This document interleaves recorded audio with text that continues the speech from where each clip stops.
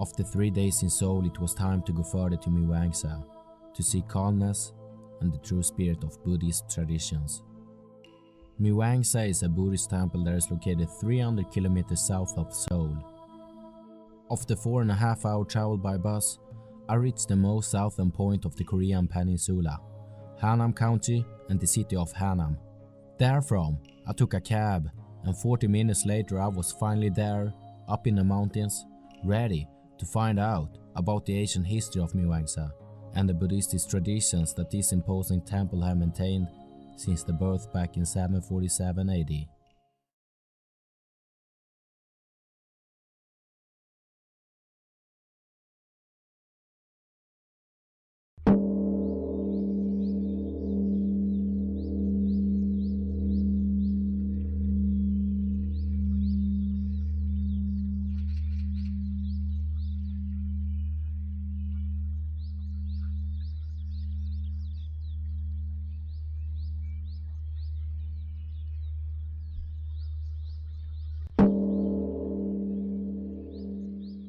The Establishment Tale.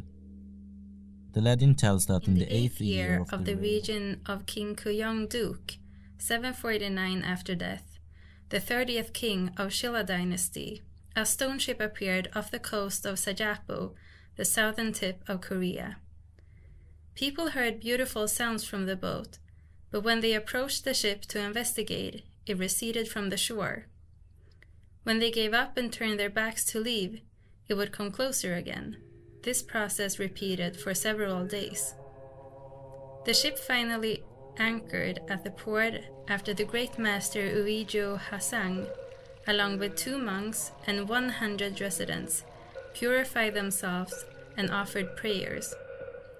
Once aboard the stone ship, there were the Lotus Sutra and a Buddhist wall painting. There were also statues of Borjana Bull, Varkana, the cosmetic Buddha, Munsubosal, Manshurji, the Bodhisattva of wisdom, Boyeon Bosal, Samantbhadra, the Bodhisattva of practice, 40 sages, 53 great enlightened masters, and 16 Nahan, Arantas, enlightened disciples of the Buddha. After opening the golden box, they broke open the black rock. A tiny black cow emerged from the rock and suddenly grew into a huge cow. That night, Uijo Hasang had a dream in which he saw a man in golden robes who said, "I am the king of India. The shape of the mountains in this area is auspicious and suitable for a shrine to 10,000 Buddhas. Please place the sutras and statues on the back of the cow and establish a temple where it lays down." The next day, Master Uijo did as he had been told in the dream. The cow fell down when it was crossing Dama Mountain, but stood back up and kept going. He continued for quite some time, before finally falling down again with a loud crash. This time, the cow did not stand back up. Therefore, Tangongyusa was established at the place where the cow fell down the first time, and Mihwangsa, where it fell down the second time. The temple is named Mi, that means beautiful, after the unusually pleasing, strangely musical bellow from the cow, and Huang, that means yellow or gold, after the golden robes of the man in Master Uijo's dream. This is the Mihwangsa main hall, and the 3 Buddhas here. The middle Buddha's name is Sakkamuni, and the left Buddha's name Amitabha, right Buddha's name Yaksayerebul. And look at the ceiling, and the crossed beam are decorated with Sanskrit letters, as you can see. And this way and all over the world, and 1,000 Buddhas here. 1,000 Buddhas almost 250 years ago drawing.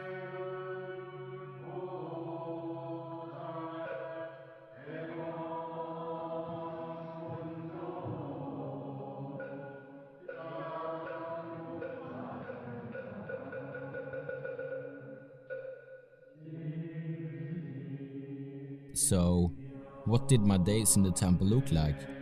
Well, at 4 a.m. the morning bell rang, and it was time to get up and attend in the main hall. 20 minutes later, the morning chanting called Jabal started. This solemn ceremony is dedicated to praise the Buddhas and is held 3 times a day, in the morning, at midday, and in the evening. The Jabal also helps to clear one's mind. When you have entered the main hall, the first you do is to bow 3 times to the Buddhas, and you do the same once you leave. After the Jabal, we went out into the yard in front of the main hall and practiced walking meditation. It was performed in a way that we all walked slowly in a straight line quietly. 3 times round, and afterwards we entered the main hall once again. The clock struck 5 a.m. and it was time to practice sitting meditation the forthcoming 30 minutes. I felt that it was easy to motivate yourself and do the meditation probably, because of the solemn environment I was surrounded by. 1 hour later, at 6:30, the gongyang were served. You could say that gongyang means just meal. The base of gongyang looked similar when it was served at breakfast, lunch and dinner. A meal was based on rice and kimchi. To that, different food items were served. For an example, the first day I remember, to breakfast, radish and cut mushroom soup was served with the base. The mushrooms were grown in the Mihwangsa's own garden. After the gongyang, it was time for voluntary work. The first day we began to sweep the yard in front of the main hall. We used a broom to loosen the slushed gravel. Afterwards, we continued to take care of the surroundings. We broomed all the stairs and gathered all the trash that the tourists had thrown in the environment. After an hour of work, we had 1.5 hours of free time until the second Jabal of the day started. This time, it went on for 1 hour and 25 minutes. At 11:30, we ate lunch and had free time until 6 p.m. when it was dinner time. At 7 p.m., the evening chanting began and ended up with a walking meditation once again. But this time, we didn't go back to the main hall. Instead, we went to another building and had Dharma talk over tea. This part was interesting. We all sat down on the floor in a half circle in front of one of the temple's monks. He asked what kind of tea we wanted and handed it over. Once everybody had their tea, the monk started to speak. He started to ask us if we had an affection in the past we have altered. The question went from person to person clockwise. He asked us then if we were conscious about an affection that we have now, that we wanted to put an end to. It's time for the annual tea ceremony that is dedicated to the ancient monks, and to honor them who have played an important role to the path of Mihwangsa's long history and traditions. The ceremony begins with that the participants receive a bowl of fresh tea. The participants then place their vessel onto the tombstone. Everyone then sit in front of the ancient graves and start the solemnic chanting.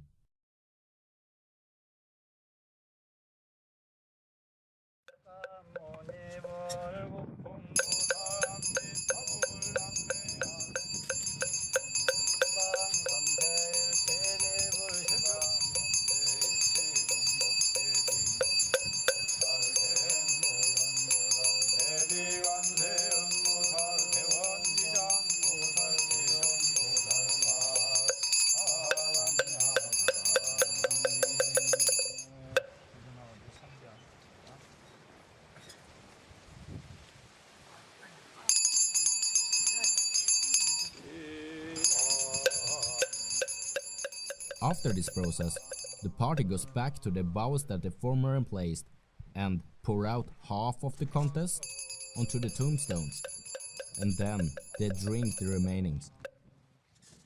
Eventually we all ate dinner and had a fruitful chat about the social and respectful gathering dedicated to the ancient monks that forever are attended in these surroundings, in an immortal way, in the eye of the believers that keep the tradition alive. It's Thursday the 28th of April. It was just a day of relaxation. I didn't do anything special that day, except meeting up Kenzo later. He asked me if I want to join him and some of his friends, so we went to join them, and the clock passed midnight when we finally arrived. The group of friends was a gathering of members in a common orchestra club linked to the university. We ate cream cake and chat all night long. We talked just about anything. For me it was the first time I ate cream cake with chopsticks, and I kind of like it. The evening subjects were linked to my documentary. We had a joyful conversation, and I asked questions about Korea, and they about Sweden.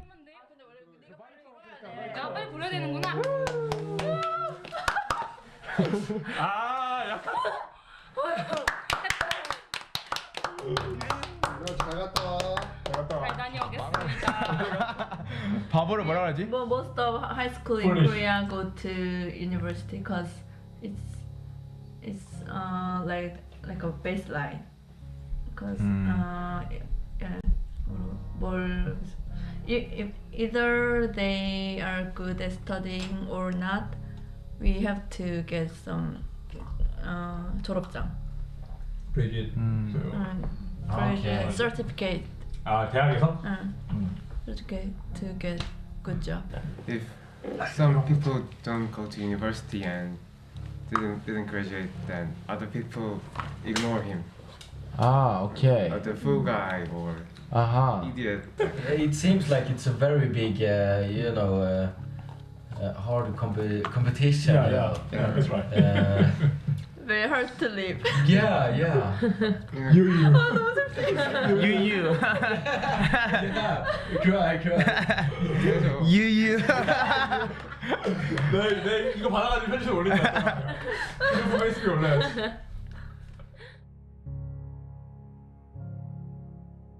Do you speak Actually. Korean? No. No. No, you can speak Korean. Yeah. Korean. 안녕하세요. Good. Next. No. Next. Kenzo said to me that when he was in San Francisco last year, he felt unsafe walking on the streets, especially when he was going back to the hostel during the night. He added that he never feels unsafe walking around in the streets in Seoul. I thought about his statement and started research. One of the people I asked was his friend Jong-Chul Han, if he had ever seen a fight or an assault in the streets of Seoul. I was surprised by his answer. It's interesting to see the culture difference in this subject. If you compare the quantity of populations between my hometown, Linköping, a city with a population of 100,000, to Seoul, that has a population of more than 10 millions. Add then the statement that it's not unusual that in Linköping there are one maltreatment a week during the weekends. Even knives sometimes are involved. When you finally add the shocked Korean because of the previous statement, you start to think, is it only me, or does the summation of everything make you feel that something is very wrong with our society?